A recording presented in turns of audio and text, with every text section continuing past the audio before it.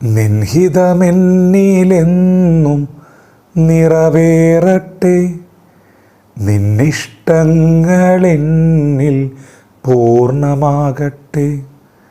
നിൻഹിതമെന്നിലെന്നും നിറവേറട്ടെ, നിന്നിഷ്ടങ്ങളെന്നിൽ പൂർണ്ണമാകട്ടെ. ഓരോ നാളും നിന്നിൽ ചാരി ജീവിപ്പാൻ എന്നെ എന്നും സഹായിക്കണേ. ഓരോ നാളും നിന്നിൽ ചാരി ജീവിപ്പാൻ എന്നെ എന്നും സഹായിക്കണേ. Hallelujah, hallelujah, hallelujah, hallelujah. ആരാധിക്കും ഞാനെന്നെന്നും, പാടിയിടും ഞാൻ നിൻ നന്മകളെ. ദൈവത്തിൻ്റെ മാറ്റമില്ലാത്ത വചനം ശ്രദ്ധിക്കുന്ന പ്രിയപ്പെട്ടവരെ, ദൈവമേ, അങ്ങയുടെ ഹിതം എൻ്റെ ജീവിതത്തിൽ നിറവേറണം. അങ്ങയുടെ ഇഷ്ടങ്ങൾ എന്നിൽ പൂർണ്ണമാകണം എന്ന് എത്ര പേർ പ്രാർത്ഥിക്കും? നമ്മുടെ മുൻപിൽ നിൽക്കുന്ന നമ്മുടെ കർത്താവ് നമുക്കൊരു നല്ല മാതൃകയാണെങ്കിൽ, നല്ലൊരു മാതൃക അവൻ്റെ കാൽ ചുവട് പിന്തുടരുവാൻ ദൈവം നമുക്ക് വെച്ചിട്ടുണ്ടെങ്കിൽ, നമ്മുടെ ഗുരു പോയ പാതകളിലേക്ക് നാം ശ്രദ്ധിച്ചു നോക്കിയാൽ, ഗെത്സമനയിൽ നമ്മുടെ എല്ലാവരുടെയും പാപത്തിൻ്റെ ചുമട് അവനിലേക്ക് വന്നപ്പോൾ യേശു പിതാവിനോട് പ്രാർത്ഥിച്ചു. പാപമില്ലാത്ത പരിശുദ്ധൻ, പാപമെന്തെന്നറിയാത്തവൻ, പിതാവേ, കഴിയുമെങ്കിൽ ഈ പാനപാത്രം എങ്കിൽ നിന്ന് നീക്കണമേ. അത്ര വലിയ ഭാരം, അത്ര വലിയ മുഖം. വീണ്ടും പ്രാർത്ഥന തുടർന്നു. എങ്കിലും പിതാവേ, എൻ്റെ ഇഷ്ടമല്ല, നിന്റെ ഇഷ്ടം പോലെ തന്നെ നടക്കട്ടെ. എൻ്റെ ഇഷ്ടമല്ല, നിന്റെ ഹിതം എന്നിൽ നിറവേറട്ടെ.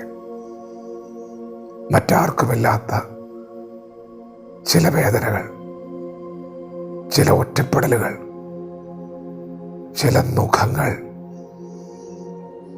നിങ്ങൾ അനുഭവിക്കുന്നുണ്ടെങ്കിൽ, പ്രിയപ്പെട്ടവരെ, വിശ്വസിക്കുക. ദൈവം അറിയാതെ നിന്റെ ജീവിതത്തിൽ ഒന്നും വന്നിട്ടില്ല. അവൻ്റെ കണ്ണിന് മുൻപിൽ സകലവും നഗ്നവും മലർന്നതുമായി കിടക്കുമ്പോൾ, അവൻ്റെ കണ്ണിന് മുമ്പിൽ ഒരു സൃഷ്ടിയും മറഞ്ഞിരിക്കുന്നില്ല എന്ന തിരുവെടുത്ത് നമുക്ക് മുൻപിൽ വെളിപ്പെട്ടിരിക്കുമ്പോൾ,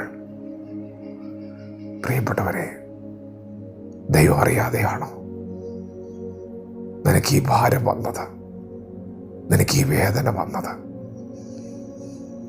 എന്നാൽ ഇന്ന് പകൽ അറിയണം, അങ്ങനെ ഒരു വേദന ദൈവം അറിഞ്ഞിട്ട് വന്നിട്ടുണ്ടെങ്കിൽ, അതിൻ്റെ പുറകിൽ ദൈവത്തിന് നിന്നെക്കുറിച്ച് വ്യക്തമായ ഒരു ഉദ്ദേശമുണ്ട്. യേശു പ്രാർത്ഥിച്ചു, എൻ്റെ ഇഷ്ടമല്ല, അങ്ങയുടെ ഇഷ്ടം തന്നെ നടക്കട്ടെ. ഇന്ന് പകലൊന്ന് പ്രാർത്ഥിക്കാമോ? അപ്പാ, നിന്റെ ഇഷ്ടം തന്നെ നടക്കട്ടെ.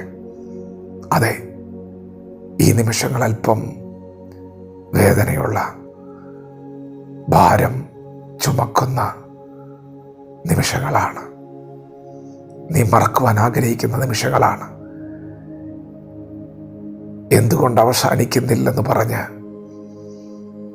മുന്നോട്ട് കുതിക്കാൻ കഴിയാതെ വീണുവിടുന്നേറ്റും നീ തളർന്നിരിക്കുന്ന നിമിഷമാണ്.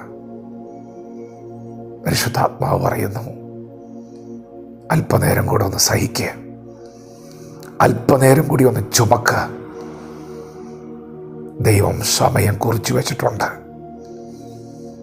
നിന്റെ ഈ ഭാരം നിന്നിൽ നിറക്കാൻ ദൈവം ഒരു സമയം കുറിച്ചു വെച്ചിട്ടുണ്ട്. ഗെത്സമനയിൽ അവനത് ചുമക്കാൻ തുടങ്ങി. ഗോൽഗൊത്തയിൽ മരണമാണ് സംഭവിച്ചത്. തീർന്നില്ല പ്രിയപ്പെട്ടവരെ. മൂന്നാം നാൾ ദൈവം കുറിച്ചു വെച്ച സമയത്ത് മരണത്തെ ജയിച്ച്, പാപത്തെ ജയിച്ച്, മാനവകുലത്തിന് രക്ഷയൊരുക്കി അവൻ ഉയർത്തെഴുന്നേറ്റെങ്കിൽ, ഒരു വാർത്ത പുറത്തു വന്നെങ്കിൽ, നീ നിരാശപ്പെടല്ലേ. ഈ വേദനയ്ക്ക് ഒടുവിൽ ദൈവം നിന്നെ സന്തോഷം ഉടുപ്പിക്കും.